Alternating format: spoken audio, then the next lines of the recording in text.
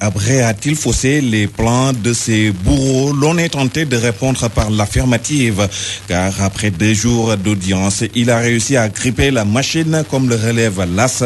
Le Populaire note qu'il a brouillé toutes les cartes.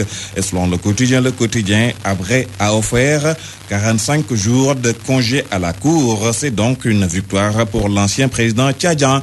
Abré gagne la première manche, fait remarquer le Témoin quotidien. D'ailleurs, pour Serigne Saliou Gueye, dans les colonnes du même journal, la suspension des audiences pour une durée d'1 mois et demi montre à suffisance qu'on est en face d'une farce judiciaire mal conçue par les metteurs en scène se trouvant dans les officines de l'Union africaine et de l'ONG américaine Human Rights Watch.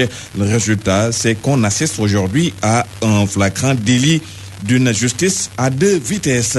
Le Témoin quotidien rapporte par ailleurs que Maître Mbaye Gueye, le futur bâtonnier de l'ordre des avocats, a indisposé la délégation tchadienne pour avoir dénoncé l'absence de Idriss Déby Itno. Parlons de politique avec la convergence socialiste qui se positionne sur la prochaine élection. Le PS ne saurait suivre un président qui tâtonne. Voilà donc qui est clair pour Pape Sow, patron de cette structure dans la tribune. Cela reste un affront caractérisé que de demander au Parti socialiste de renoncer à ses ambitions pour le Sénégal, pour la jeunesse, et de suivre un président qui se perd dans ses tâtonnements et dans sa volonté de privilégier des intérêts occidentaux au détriment d'une économie nationale souveraine. Et Pape Sow de la convergence socialiste de poursuivre. Ce n'est pas à Abdou Diouf de montrer la voie au PS. Le député Chersek du même parti, lui, veut montrer la voie à Khalifa Sall. S'il veut être candidat, il n'a qu'à le dire. Voilà ce qu'estime le responsable du responsable PS de Diourbel dans le quotidien. Ainsi pour Chersek, ceux qui brandissent l'argument du temps pour le choix du candidat du PS gèrent l'agenda de quelqu'un.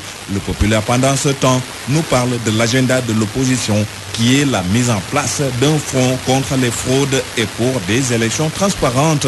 La Tribune renseigne que ce sont cette partie qui vont monter ce nouveau cadre pour faire face au régime de Macky Sall, alors que ce dernier est dans sa ville natale de Fatick.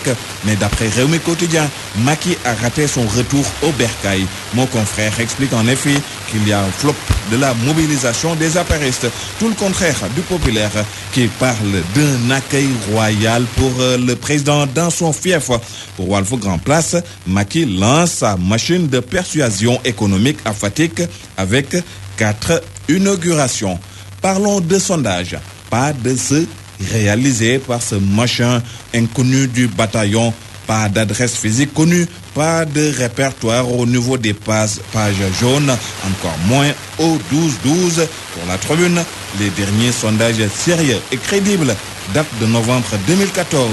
Et dans ce sondage, relève le journal TFM arrive en tête, suivi de la CNTV avec une différence d'un peu plus de 2 points. Pour la radio, en revanche, pas de la peine d'épiloguer, note le journal. Tout le monde sait que Zik FM arrive très largement devant à Dakar et environ tout à fait autre chose avec l'enquête quotidienne qui nous parle de cet enlèvement de Fatou Thiam. Comment elle a échappé à ses ravisseurs? Le journal nous le raconte dans ses pages intérieures. Quelqu'un qui n'a pas encore échappé à ses ravisseurs, c'est Saliou Niang, ce Sénégalais qui vit en Gambie. Pour l'enquête, il est en attente d'exécution dans le pays de Yaya Jammeh. Saliou Niang donc est dans le couloir de la mort. SOS pour ce compatriote qui vit en Gambie. Bonne lecture à toutes et à tous.